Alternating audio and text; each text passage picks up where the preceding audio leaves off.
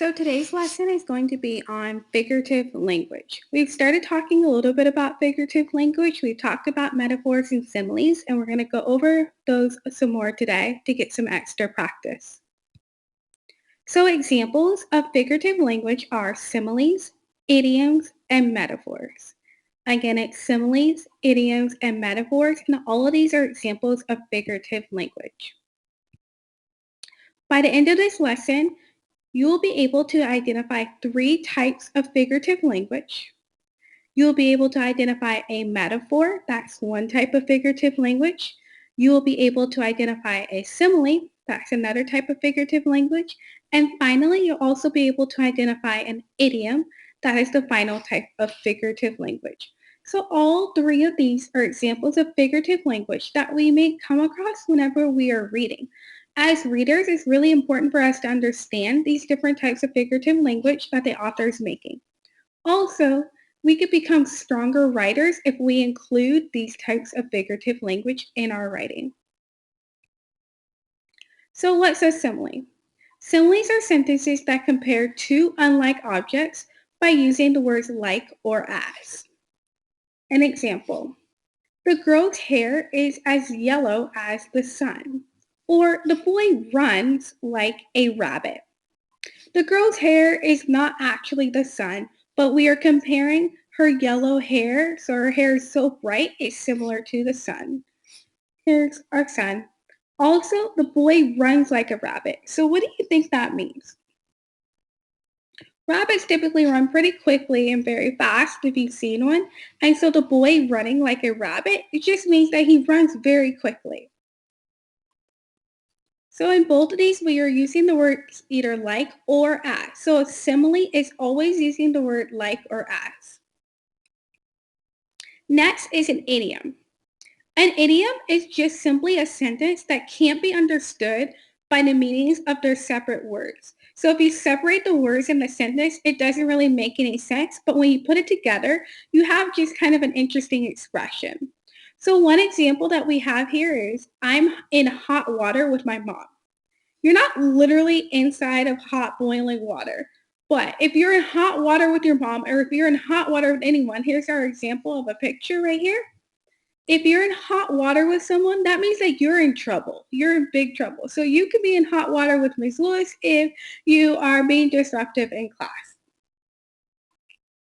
Also, are you feeling blue today? That's an idiom because no one is ever going to look blue. But if you think about the color blue, that means that you are feeling sad, you're feeling down. You're not really very happy. So these both are examples of idioms. And again, idioms are things that when you have the sentence in general, it doesn't really make that much sense. But they're basically expressions that have a certain meaning to them. And again, idioms are another example of figurative language. So let's go back. The first type of figurative language we had was a simile. And secondly, now we have an idiom. Next is metaphors. Metaphors are sentences that use one idea or thing in place of another to show a likeness between the two. So what does that mean? That means that we are comparing one thing to another, or we're showing a similarity between two things. But let's rewind. We're not necessarily showing a similarity like a simile, but we're showing kind of like a similarity. So still that's a little confusing, and so this is why it's easier just to explain using examples. So our first example that we have here, that report was dynamite. So the report was, you maybe would usually say the report was really good, but we're going to replace it with dynamite as we see here. Dynamite means it was so amazing, it was so great. So again, it's a metaphor because you're using the idea of dynamite and it being like basically straight fire in place of like, oh, it was great. Also, the boy is an egghead. So here's our egg. The boy's not literally with an egg on his head, but if you're an egghead, look at this picture here. If you're an egghead, you're like not paying attention. You're not really all that sharp, smart on top of things. So again, these are both metaphors because the report is not literally dynamite. The boy is not literally an egghead, but we are replacing words that we would normally use to really paint a picture of what those people or objects are. So once again, we have similes. Similes are comparing two unlike objects using like or as. Next, we have idioms. Idioms are sentences that can't be understood by the meanings of their separate words. So an example of idioms is I'm in hot water with my mom. You're not literally inside of water with your mom, but that's an expression that means that you're gonna get in trouble, like you're in trouble with your mom. And finally, we have metaphors. And metaphors are simply sentences that are using an idea in place of another, just to show a likeness. So you're still doing kind of a comparison, but you're not using the word like or as. So let's see how we're doing with these figurative languages. So we're going to do a quick pop quiz. So your choices are you can either tell me that you're doing simile, metaphor, or idiom. So here's our first example. The Christmas tree was a jewel in the forest. The Christmas tree was a jewel in the forest. So is that a simile, metaphor, or an idiom? I'll give you a moment to think about it.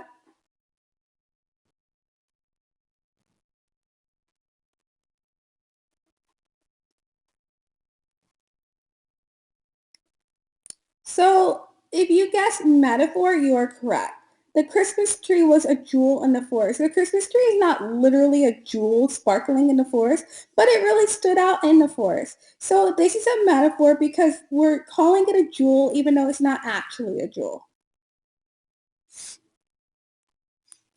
The next example we have is Grandpa was sleeping as soundly as a bear in hibernation. So here we have another example of use of figurative language because Grandpa was sleeping as soundly as a bear in hibernation. Is that a simile? Is this a metaphor? Or is it an idiom? I'll give you a moment to think about it.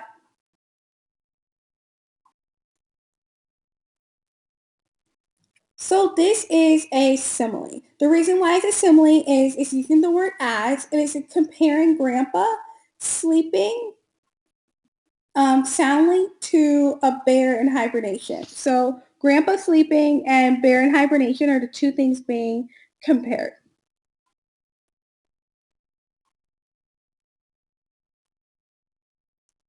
Next, we have the boy can swim like a fish. The boy can swim like a fish. Is this a metaphor, a simile, or an idiom?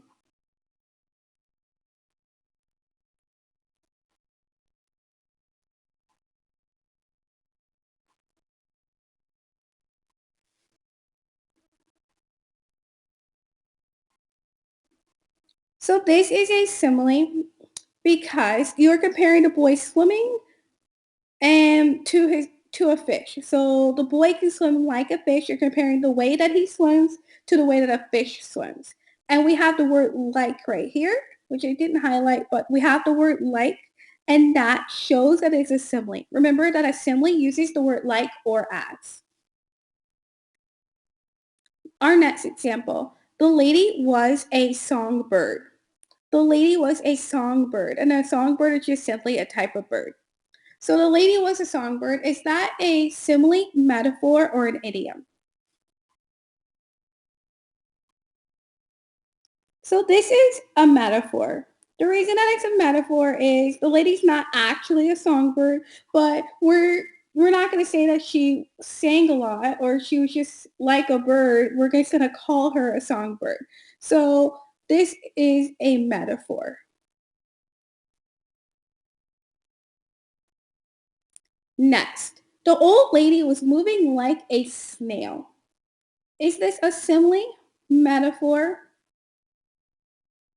or an idiom? Simile, metaphor, or an idiom. The old lady was moving like a snail.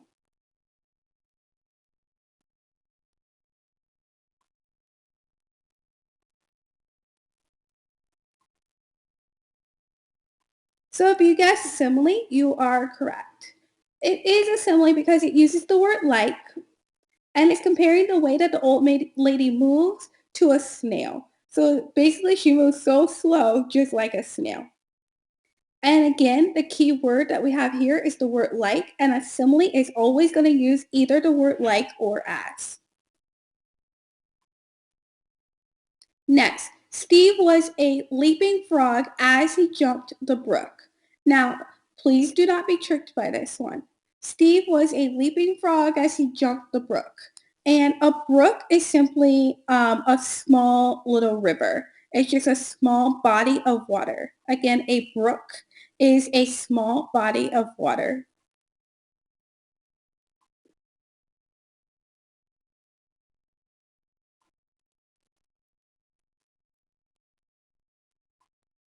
So let's see what this one is.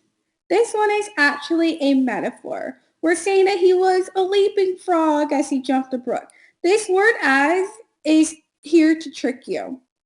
You're not comparing necessarily. You're just saying that Steve was basically a leaping frog as he was actually doing the jumping. You're not using the word as to do the comparison. Therefore, that word as is there to trick you. This is simply a metaphor because you're calling Steve a leaping frog, and obviously Steve is not actually a frog. He's just leaping similar to a frog, and that's just describing what he looks like. The next one, you crack me up. Is this a simile, metaphor, or an idiom?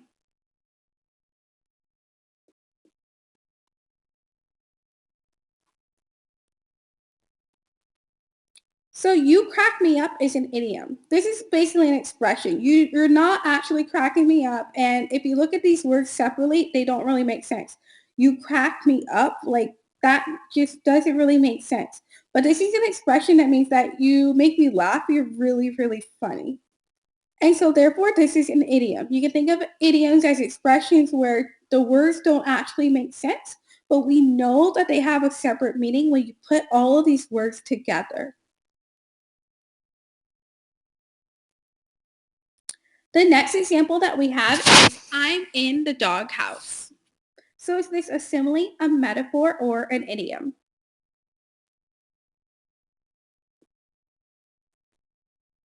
This is an idiom. Again, this is an idiom because you're not actually in the doghouse. When you say that I'm in a doghouse, that basically means that you're in trouble. So if any of you ever have gotten in trouble in class or even at home or with anybody, you can say, you know what, I'm really in the doghouse. That means that you are in a lot of trouble.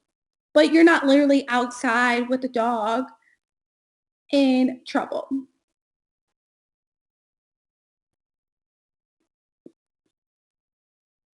So that concludes the end. If you still need continued practice with figurative language, don't worry. We're going to have more practice. And go ahead and keep calm and continue reading on.